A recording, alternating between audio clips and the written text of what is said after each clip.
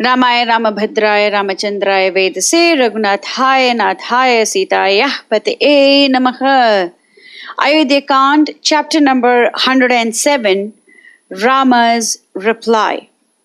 So far, Bharata has begged Rama thrice to accept the kingdom, and this is the third time that Rama is going to refute.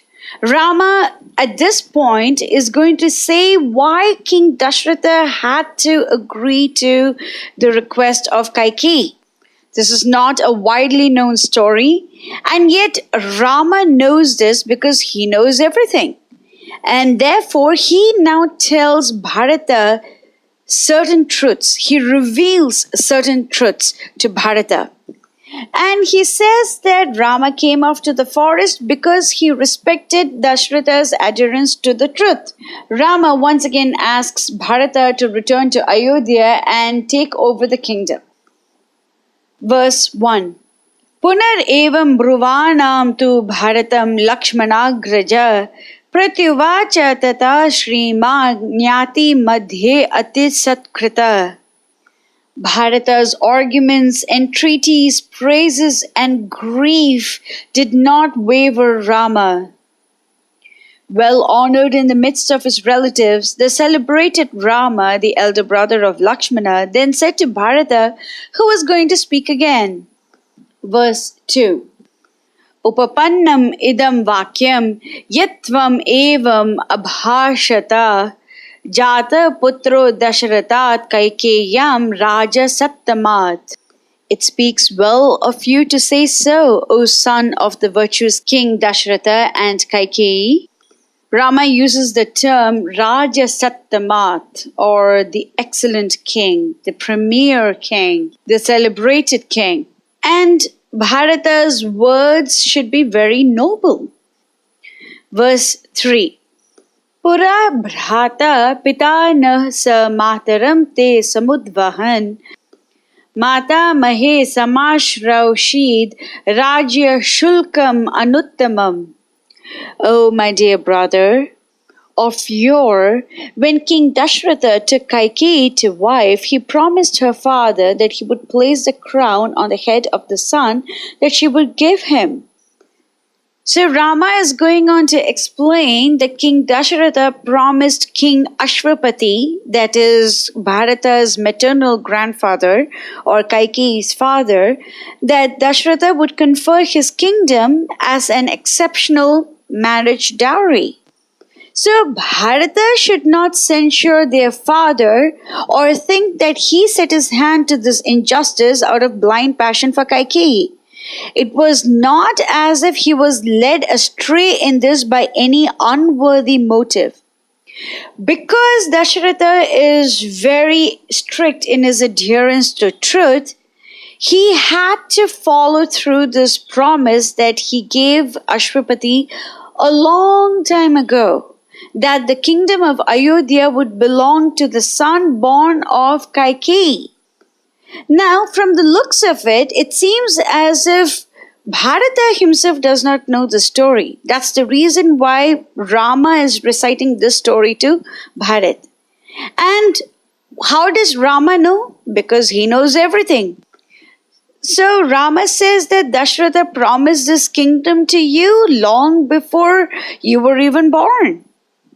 Now, people have questioned, didn't King Dasaratha promise the kingdom to Lord Rama on his 25th birthday? That's when he called his vassal kings and asked them if they all agreed to be under the rule of Lord Rama. It was unanimous, and the coronation date was fixed for the day after Rama's birthday, and that's when Ram, Sita and Lakshmana moved off to the forest. So many even question this motive. How can the king take the kingdom away from Rama when he had promised him that kingdom?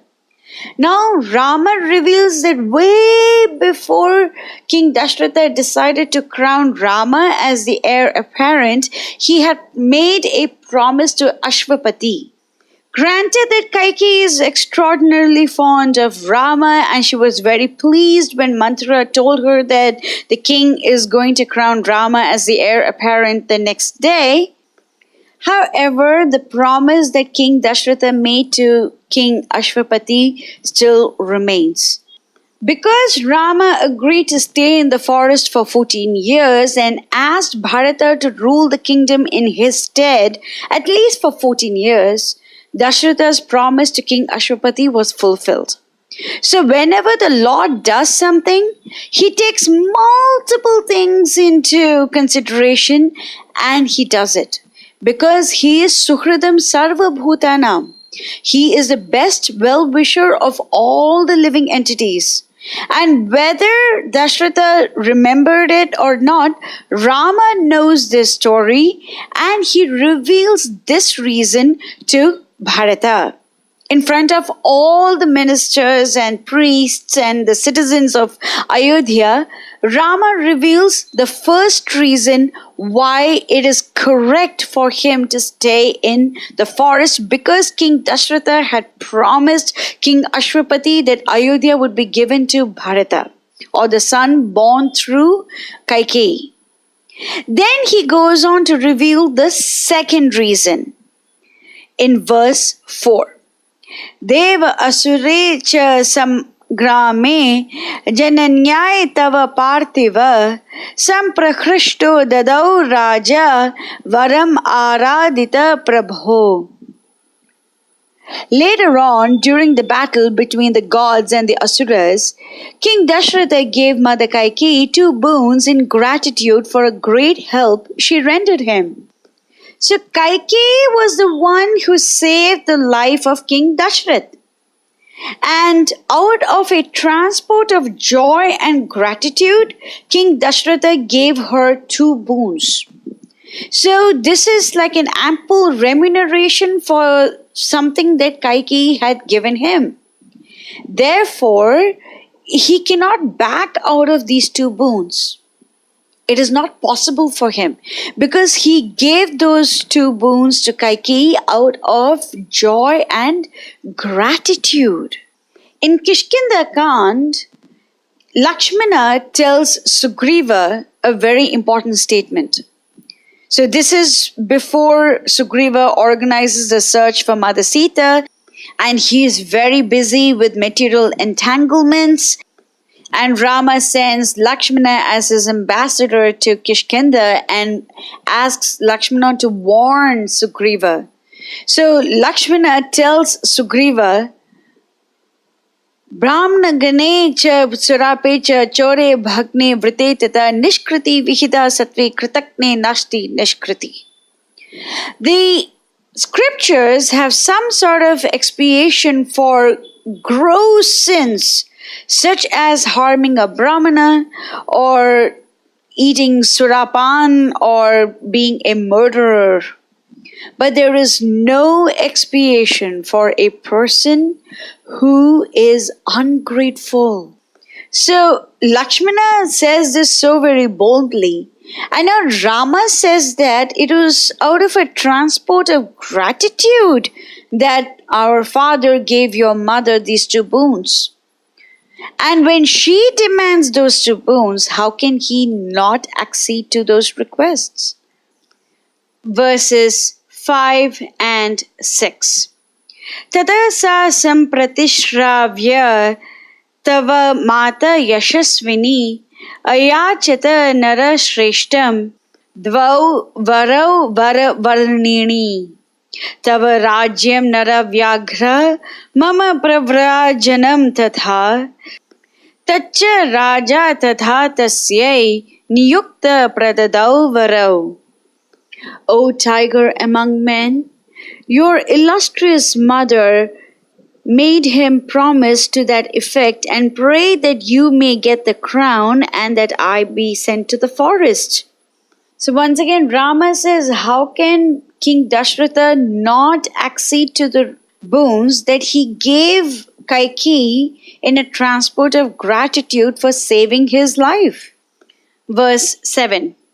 Tena pitra aham api atra niyukta purusha rishabha chaturdasha vane vasam varshani varadanikam.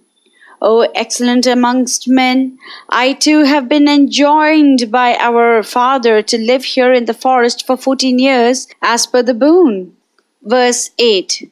So aham vanam idam prapto nirjanam Lakshmana anvita Sitaya Ch apratidvandva satyavade stita pitoh.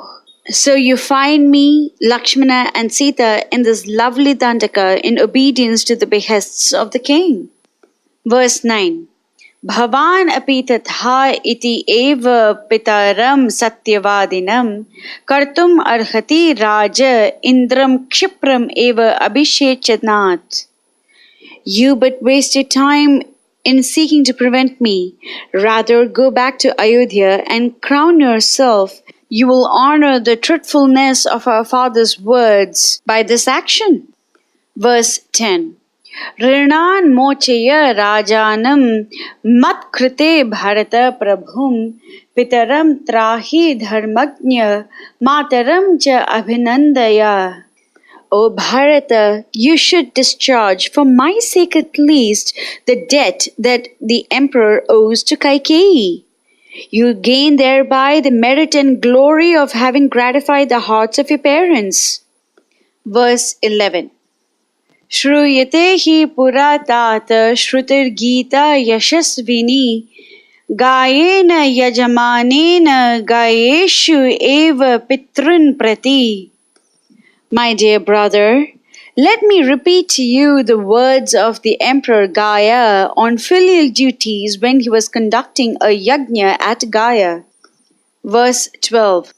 Pumnamna narakad yasmat pitaram trayate sutta tasmat putra iti prokta pitrun yat pati vah sutta.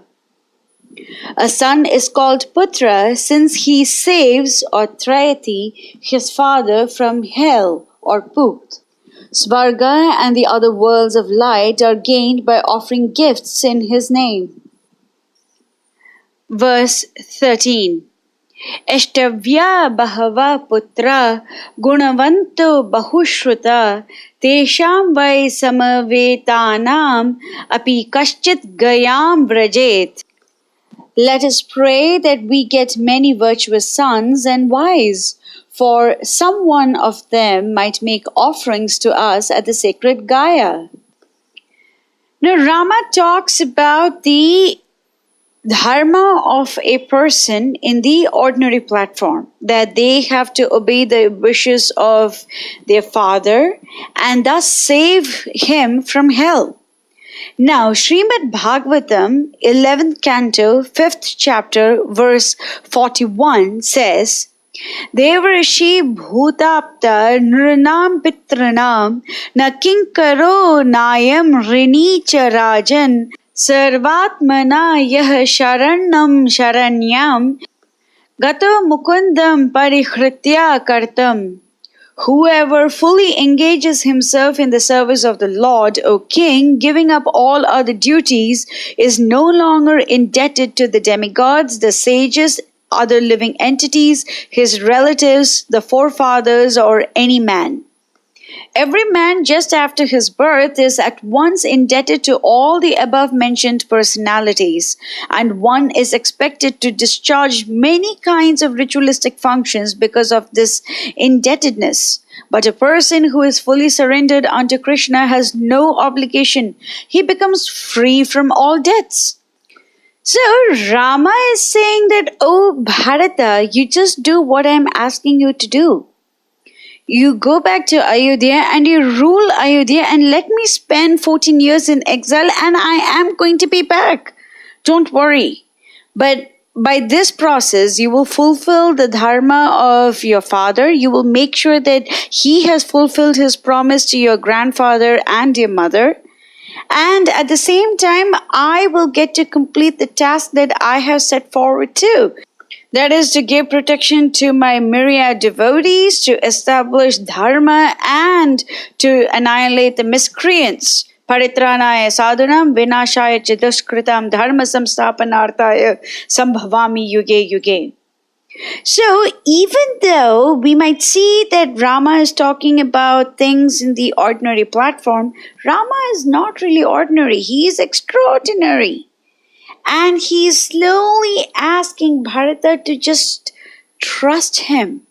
Because now Bharata has come forward with the plan and he is asking Rama to return and rule Ayodhya immediately. Rama is saying that he needs to complete the exile and then he will be back. And in the meanwhile, let Bharata go ahead and rule the kingdom so that the people of Ayodhya are protected by having a righteous king on the throne. The royal sages, our ancestors, held the same view to save our father from hell. Verse 15. Ayodhyam gaccha bharata prakritir anuranjaya shatrugna sahito veera saha sarvair dvijatibhi. Go back to Ayodhya with Shatrugna and the other Brahmanas and govern our subjects wisely and well. Verse 16. Pravakshe dandakaranyam aham api avilambhayan abhyam tu sahito rajan vaidehya lakshmanena cha. O king, Sita, Lakshmana and I will make our way to the woods of Dandaka. So Rama calls Bharata as Rajan. Why? Because he wants Bharata to rule the kingdom of Ayodhya. This also shows Rama's extreme renunciation that even though Ayodhya belongs to him by the order of birth, he has no problems in seeing his younger brother rule in his stead. He is completely okay with it. So this is the extreme renunciation that only the Supreme Lord possesses. Verse 17. Tvam Raja Bhava Bharata Swayam Naranam Vanyanam Aham Api Raja Ran Mriganam Gaccha Tvam Puravaram Adya Samprahrishta Samhrishta Tu Aham Api Dandakan Pravekshye. O Bharata, king of men you shall be, king of the forest world and wild beasts I am. Return to Ayodhya with a cheerful heart. I proceed to Dandaka as cheerfully. Verse 18. Chayam te dinakara bha prabadhamanam varshatram bharata karotu murdhni shitam etesham aham api kanana drumanam chayam tam atishayanim Sukham Shrayishye. The snow-white umbrella of state will shut down the sun's rays from your head and give you a cool and refreshing shade. The hospitable trees hereabout will protect me from the heat of the sun. Verse 19. Shatrugna kushala matih tu te sahaya saumitrir mama vidita pradhana mitram Chatvara tanaya vara vayam nara indram satyastam bharata charam ma vishadam. The keen-witted Shatrugna will manfully aid you in your work of government. Lakshmana will watch over me during my term of self-effacement. Thus shall we, the four sons of our father, enable him to keep his word pure. Grieve not. So, Rama compares his situation and Bharata's. While Bharata becomes the king of Ayodhya, Rama will be the king of the beasts. Bharata will have the cool white umbrella to protect him. Rama will have the trees. And Shatrugna will serve Bharata and Lakshmana will serve Rama. Therefore, Rama tells Shatrugna, you are going to be a king, as am I. You will have something to protect you, as will I. And you have someone to serve you, as will I. Therefore, do not grieve, do not be disappointed. For me, I am perfectly fine. Mangalam Koshalendraya Mahaniya Gunaptiye Chakravarti Dhanurjaya Sarvabhaumaya Mangalam.